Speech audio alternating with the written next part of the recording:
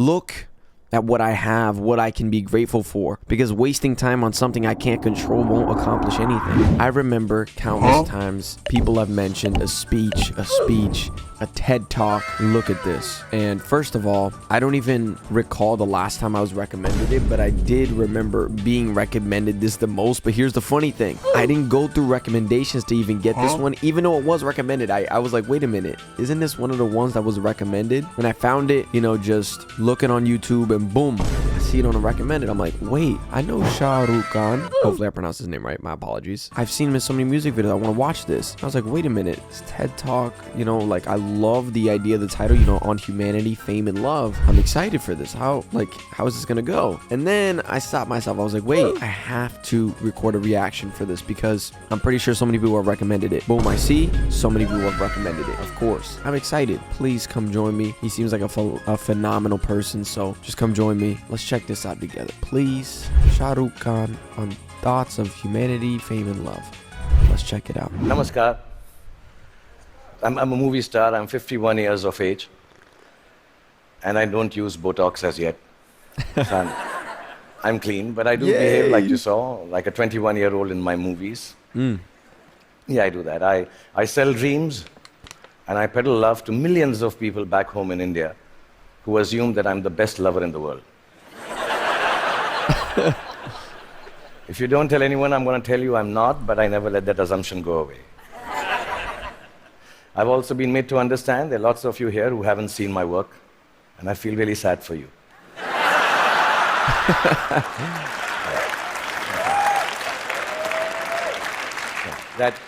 That doesn't take away from the fact that I'm completely self-obsessed, as a movie star should be. And that's when my friends Chris and Juliet called me here to speak about the future you. Naturally, it follows I'm going to speak about the present me. He's good, man. He's really good. Because I truly believe that humanity is a lot like me. It is. It's an aging movie star, grappling with all the newness around itself, wondering whether it got it right in the first place, and still trying to find a way to keep on shining regardless. I was born in a refugee colony in the capital city of India, New Delhi. And my father was a freedom fighter. My mother was, just a fighter like mothers are. Yeah. And much like the original Homo sapiens, we struggled to survive. When I was in my early 20s, I lost both my parents. Oh, man. Which I must admit seems a bit careless of me now. Okay. My boy. Yo. I do remember the night my father died, and I remember the driver of a neighbor who was driving us to the hospital. He mumbled something about dead people don't tip so well and walk away into the dark. And I was only 14 then. And I put my father's dead body in the back seat of the car. And my mother besides me, I started driving back from the hospital to the house. And in the middle of a quiet crying, my mother looked at me and she said, "Son, when did you learn to drive?" And I thought about it and realized, and I said to my mom, "Just now, Mom." Yo. So from that night onwards, much akin to humanity in its adolescence, I learned the crude tools of survival. And the framework of life was very, very simple then, to be honest. I thought, you just ate what you got and did whatever you were told to do. I thought celiac was a vegetable. Same, bro. And vegan, of course, was Mr. Spock's lost comrade in Star Trek. You married the first girl that you dated, and you were a techie if you could fix the carburetor in your car. I really thought that gay was a sophisticated English word for happy. Me too, when I was in middle school. And lesbian, of course, was the capital of Portugal as well. That was it. Lisbon. So, right? That's the actual capital? We relied on systems created through the toil and sacrifice of generations before to protect us. And we felt that governments actually worked for our betterment. Science was simple and logical. Apple was still then just a fruit. Owned by Eve first and then Newton, not by Steve Jobs. Till then, it was. And Eureka is what you screamed when you wanted to run naked on the streets. You went wherever life took you for work, and people were mostly welcoming of you. Migration was a term then still reserved for Siberian cranes, not human beings. Most importantly, you were who you were, and you said what you thought. Then in my late 20s, I shifted to the sprawling metropolis of Mumbai. And my framework, like the newly industrialized aspirational humanity, began to alter. In the urban rush for a new, more embellished survival, things started to look a little different. I met people who had descended from all over the world. Faces, races, genders, moneylenders. Definitions became more and more fluid. Work began to define you at that time in an overwhelmingly equalizing manner. And all the systems started to feel less reliable to me, almost too thick to hold on to the diversity of mankind and the human need to progress and grow. Ideas were flowing with more freedom and speed. And I experienced the miracle of human innovation and cooperation. And my own creativity, when supported by the resourcefulness of this collective endeavor, catapulted me into superstardom. I started to feel that I had arrived. And generally, by the time I was 40, I was really, really flying. I was all over the place. I'd done 50 films by then, and 200 songs. And I'd been knighted by the Malaysians. I'd been given the highest civil honor by the French government, the title of which, for the life of me, I can't pronounce even till now. So I'm sorry, France, and thank you, France, for doing that. But much bigger than that, I got to meet Angelina Jolie. Yeah. Much bigger than that. Okay, buddy. For 2.5 seconds. And I'm sure she also remembers that encounter somewhere. Okay, maybe not. And I sat next to Hannah Montana on a round dinner table with her back towards me most of the time. Like I said, I was flying from Miley to Jolie. And humanity was soaring with me. We were both pretty much flying off the handle, actually. And then you all know what happened. The internet happened. I was in my late 40s, and I started tweeting like a canary in a birdcage. And assuming that, people who will peer into my world will admire it for the miracle I believed it to be. Yeah. But something else awaited me and humanity. We had expected an expansion of ideas and dreams with the enhanced connectivity of the world. We had not bargained for the village-like enclosure of thought, of judgment, of definition that flowed from the same place that freedom and revolution was taking place in. Everything I said took a new meaning. Everything I did, good, bad, ugly, was there for the world to comment upon and judge. As a matter of fact, everything I didn't say or do also met with the same fate. Yeah. 4 years ago, my lovely wife, Gauri, and me decided to have a third child. It was claimed on the net that he was the love child of a first child who was 15 years old. Apparently, he had sown his wild oats with a girl while driving her car in Romania. And yeah, there was a fake video to go with it. And we were so disturbed as a family. My son, who's 19 now, even now when you say hello to him, he just turns around and says, "But bro, I didn't even have a European driving license." My guy, I need... Yeah, in this new world, slowly reality became virtual and virtual became real. Yeah. And I started to feel that I could not be who I wanted to be or say what I actually thought. And humanity at this time completely identified with me. I think both of us were going through our midlife crisis. And humanity, like me, was becoming an overexposed prima donna. I started to sell everything from hair oil to diesel generators. Humanity was buying everything from crude oil to nuclear reactors. I even tried to get into a skin-tight superhero suit to reinvent myself. I must admit, I failed miserably. And just an aside, I want to say on behalf of all the Batmen, Spider-Men, and Supermen of the world, you have to commend them, because it really hurts in the crotch, that superhero suit. Yeah. I'm being honest, I need to tell you this, yeah. Really. And accidentally, I happened to even invent a new dance form, which I didn't realize, and it became a rage. So if it's all right, and you've seen a bit of me, so I'm quite shameless, I'll show you. It was called the Lungi dance. So if it's all right with you, I'll just show you. I'm talented otherwise, yeah. So it went something like this. Lungi dance, lungi dance, lungi dance, lungi dance, lungi dance, lungi dance, Oh, lungi yeah, dance, I seen lungi that dance, one. lungi dance, lungi dance, lungi dance, lungi. That's it. It became a rave. It really did. Like you noticed, nobody could make any sense of what was happening except me. And I didn't give a damn, really, because the whole world and whole humanity seemed as confused and lost as I was. I didn't give up then. I even tried to reconstruct my identity on the social media like everyone else does. I thought if I put on philosophical tweets out there, people will think I'm with it. But some of the responses I got for those tweets were extremely confusing acronyms, which I didn't understand. You know, ROFL, LOL. Adidas, somebody wrote back to one of my more thought-provoking tweets. And I was wondering, why would you name a sneaker? I mean, why would you write back a name of a sneaker to me?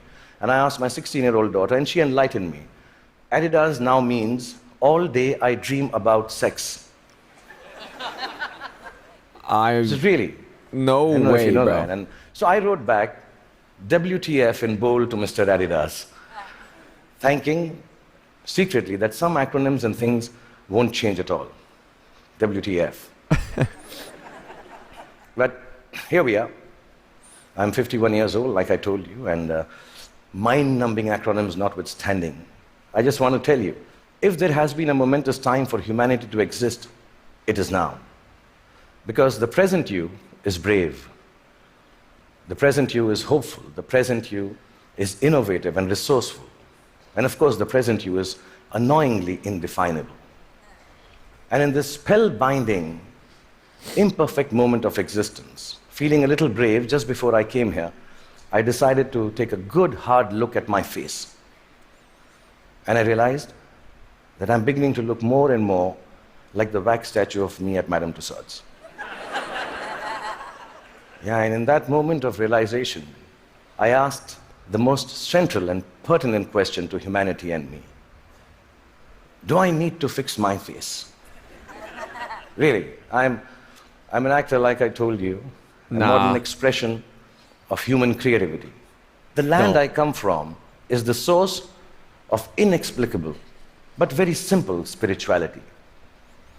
In its immense generosity, India decided somehow that I, the Muslim son of a broke freedom fighter who accidentally ventured into the business of selling dreams, should become its king of romance, the Badshah of Bollywood, the greatest lover the country has ever seen. With this face.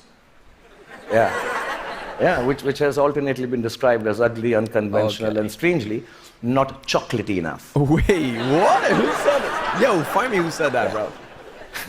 Yo. The people of this ancient land embraced me in their limitless love. And I've learned from these people that neither power nor poverty can make your life more magical or less torturous. Yeah. I've learned from the people of my country that the dignity of a life, a human being, a culture, a religion, a country, actually resides in its ability for grace and compassion. I've learned that whatever moves you, whatever urges you to create, to build, whatever keeps you from failing, whatever helps you survive, is perhaps the oldest and the simplest emotion known to mankind. And that is love. A mystic poet from my land famously wrote, Pothi padi padi jug bhaya, pandit bhaya na koi. Pothi padi padi jug bhaya, bhaya na pandit koi. Dhai aakhar prem ke, pade so pandit hoy. Which loosely translates into that whatever, if you know Hindi, please clap. It's very difficult to remember. Which loosely translates into actually saying that all the books of knowledge that you might read and then go ahead and impart your knowledge through innovation, through creativity, through technology. But mankind will never be the wiser about its future unless it is coupled with a sense of love and compassion for their fellow beings. The 2.5 alphabets which form the word prem, which means love, if you're able to understand that and practice it, that itself is enough to enlighten mankind. So I truly believe the future you has to be a you that loves. Otherwise, it will cease to flourish. It will perish in its own self-absorption. So you may use your power to build walls and keep people outside. Or you may use it to break barriers and welcome them in. You may use your faith to make people afraid and terrify them into submission.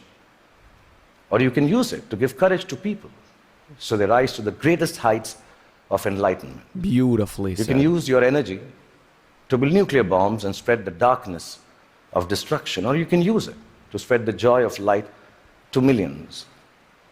You may filthy up your oceans callously and cut down all the forests. You can destroy their ecology or tend to them with love and regenerate life from their waters and trees. You may land on Mars and build armed citadels. Or you may look for life forms and species to learn from and respect.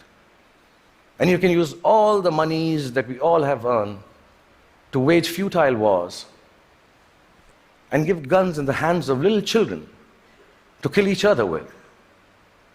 Or you can use it to make more food to fill their stomachs with. My country has taught me the capacity for a human being to love is akin to godliness. It shines forth in a world,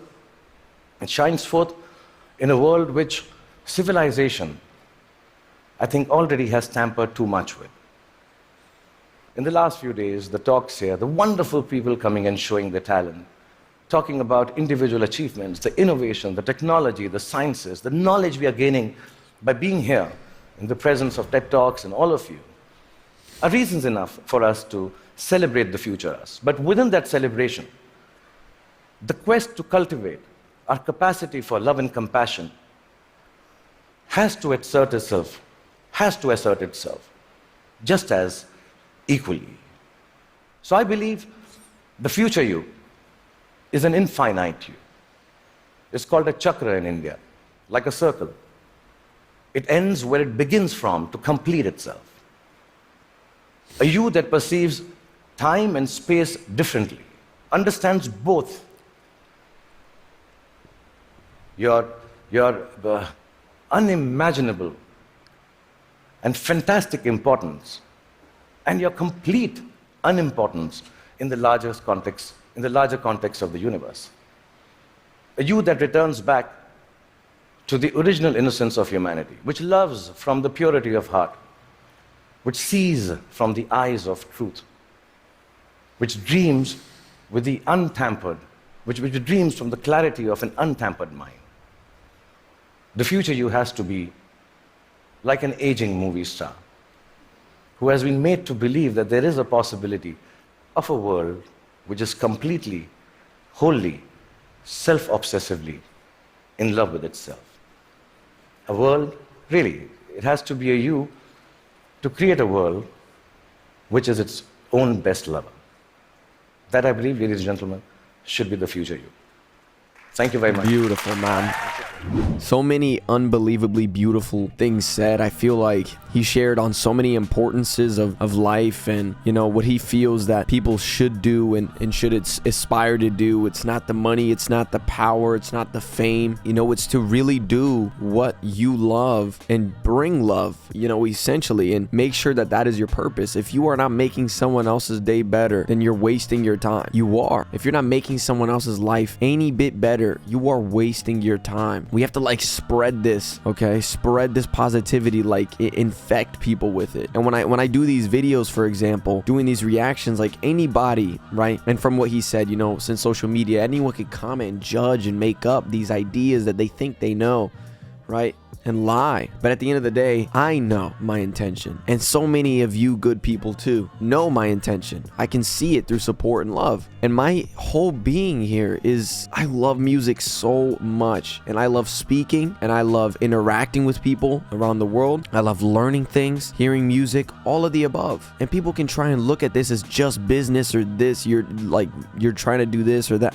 Whatever it is, it won't matter, because at the end of the day, many of you, just like myself, know my true intentions. And my true intention is just, I love this. I love to do this. There's nothing else more special. I feel fulfilled. Listening to music, sharing my thoughts on music, crying to music, listening to speeches, learning things about history, learning about India or the Philippines or any other place, it doesn't matter to me. I'm just doing exactly what I love, and I feel that I am in this moment doing exactly what I need to be doing. I don't feel like I'm wasting my time, not even a little bit. And people keep thinking, make-believe things, just like he mentioned. It's just how social media works, right? But I am looking consistently at all the good people, because it's so easy to get caught up with the bad. There may be 99 good comments and then one bad one. For some reason, that one bad one just hits you like venom. That's the problem in itself. I have to focus and have a perspective shift. Look at what I have, what I can be grateful for, because wasting time on something I can't control won't accomplish anything. And what I can control is to continue to do what I'm here to do, which is to spread positivity, be myself wholeheartedly, be positive, love music, show music, watch things that I want to watch, history, well be it, or just listening to songs or sharing things on movies, whatever it is, just do that wholeheartedly. Make sure that I am being myself, fulfilling whatever my duty I feel is, which is what I am doing. And make sure to do good and just be good. Be the best me that I possibly can. And within that, hopefully help many of you.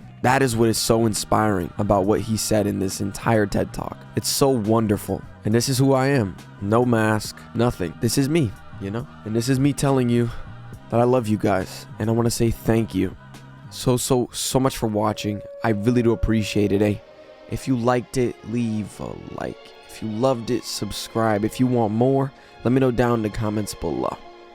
And yeah, till next time, guys. Peace.